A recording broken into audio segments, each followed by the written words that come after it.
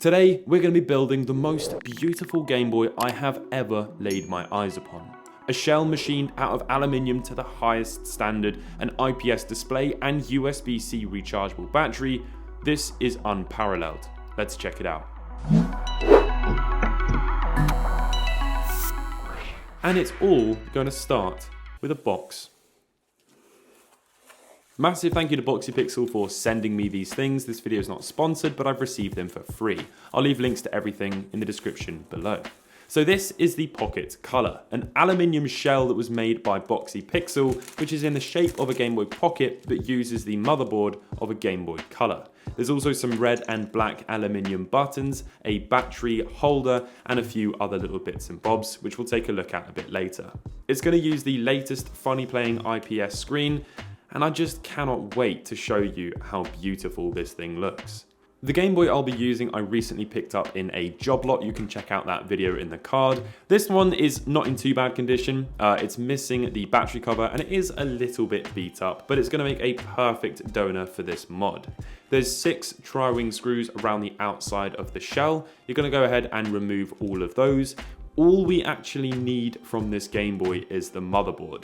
Once we've removed all 6 of the tri-wing screws, we can go ahead and lift off the back. Now the inside of this Game Boy is in really good condition. There's no battery acid leakage and everything seems to be perfectly in order. We're going to go ahead and remove the next 3 Phillips screws after I've done a tactical reload followed by a fancy spin. Removing all 3 Phillips screws is going to allow us to then unlatch the ribbon cable from the top of the motherboard and remove the motherboard from the shell. Now we're going to go ahead and grab our soldering iron. Obviously you are going to need to be able to solder to do this mod, but it's all fairly basic stuff. I'm going to apply some flux to the legs of the infrared LEDs at the top of the motherboard. We're going to need to remove those. After that, we can clean up the solder joints and just give it a little wipe down with some isopropyl alcohol. Next up, we're going to need to remove the battery terminals. I do this by holding them with some tweezers, sort of lifting up the motherboard and gently removing it from the back. Then we're going to go ahead and clean all of that up. Now for this mod, we're going to be using a USB-C rechargeable battery, but we're going to need to build this ourselves. So this right here is the USB-C module that we're going to be soldering to this battery that will then get soldered to the motherboard of the Game Boy. Go ahead and solder the positive terminal to the B+ on the motherboard and the negative terminal to the B- using flux and some fresh solder. After that, we can plug it in and test that it is actually charging the battery, which it is. Now we're going to need to solder some more wires, which are going to then be connected to the Game Boy's motherboard. I accidentally soldered wires that were too short. I didn't anticipate that this is going to have to route all the way around the back of the battery, so I ended up actually removing all of this and soldering some slightly longer ones. Now the guide on his website is good, but it isn't detailed enough. There was quite a lot of trial and error to get the perfect layout, but this is what I opted for in the end. The wires need to be crossed over and pushed to the back so that when the battery goes down, they don't get in the way of anything. Now we can solder the wires to the motherboard. Obviously the minus going to the minus terminal and the positive going to the positive terminal.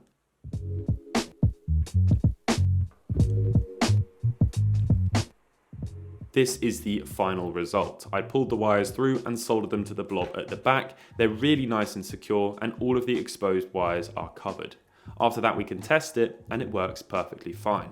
Now it's time to turn our attention to the display. I thought I would test fit this before plugging it all together and soldering it all down, but unfortunately you actually need to solder a wire to the display before it will even turn on. This shell is so well made. Every single millimeter has been thought out. I'm very impressed. We're going to need to remove the 3M tape from either side of the display, thread that ribbon through, and then set it down inside. Being really careful not to damage that ribbon cable hanging off of the back. We can go ahead and remove the sticky tape and set that ribbon cable down. This small little thing here is a touch sensor. I'm going to wedge it in between my tweezers, which will hold it into place. We're then going to solder a wire from the pad labeled TCH, and that's going to then allow us to adjust the brightness and filters later on.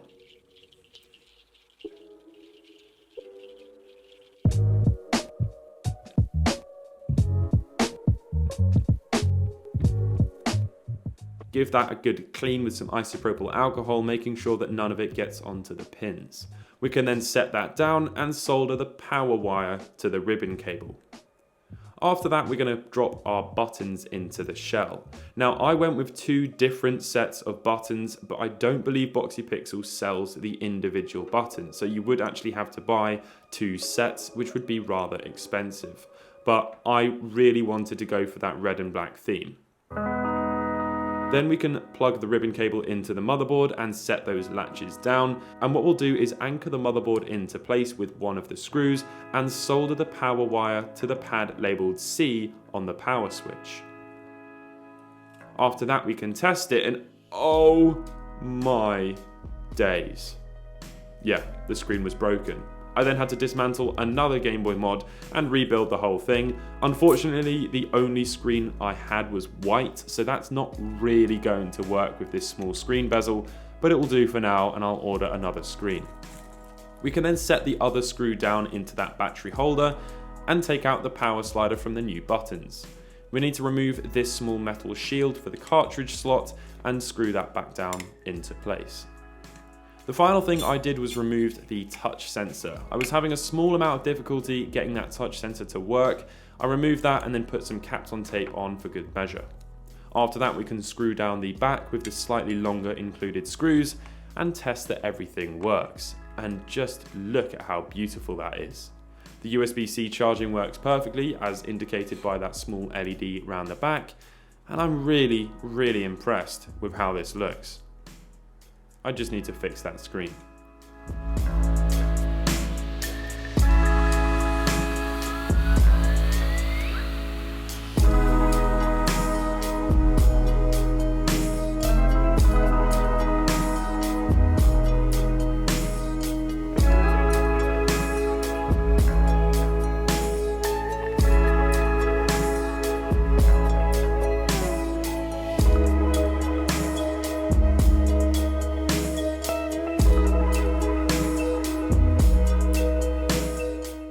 What a beautiful thing. Honestly, I am speechless. It's just absolutely exceptional. Let's get a couple of the small criticisms out of the way. The buttons are quite proud, so there's quite a lot of travel, a little bit spongy. Some people aren't necessarily going to like that.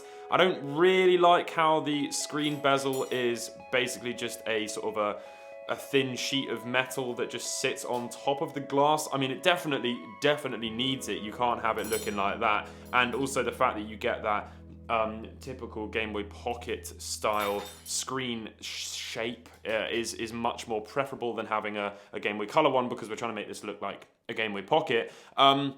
It's not really a big deal. The guide on the website is really not that detailed. You have to try and figure out quite a few things yourself. Hopefully this video will help. I'm not a massive fan of the fact that the Game Boy cartridges stick up out of the top of the shell, but there's probably nothing that they could do about that other than, like, that's going to keep happening. I'm not going to glue it down until I get the right screen. But unless they were to like make some really thick top part, that probably wasn't going to look very good. I don't know how else they could have done that. A lot of people are going to try and make a comparison between that and the Analog Pocket. Two completely different things. This is like a Rolex. If you want one, you have to pay a premium because you can't just go and get one. And you can't really compare the two because they're two completely different things. This is a end user consumer product that really comes into its own when it utilizes the dock, which is an additional $100, making this a $300 package, whereas this comes in at around $200. The shell is $70, the buttons are $17. You're going to need the screen, which is about $50. You're going to need the Game Boy, which is about $30, $40, depending on where you get it from, and then a couple of other bits like the battery and the battery holder and a bit of wire, that sort of thing. But there is no denying that this thing is absolutely beautiful. Now, you're also going to be getting an experience with this. When you buy your bits, you can put it together yourself, which I think a lot of modders really feel special doing and enjoy that part. Obviously, you can select different colors and stuff.